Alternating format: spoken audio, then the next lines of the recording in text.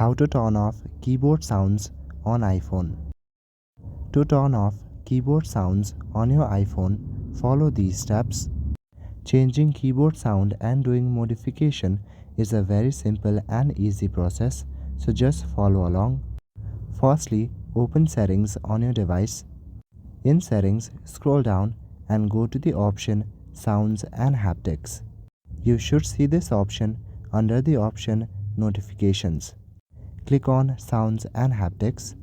Inside Sounds and Haptics, scroll down to the very bottom. Here you will see a section called System Sounds and Haptics. Under this section, select the first option, Keyboard Feedback. When you do that, then you will land to this kind of interface.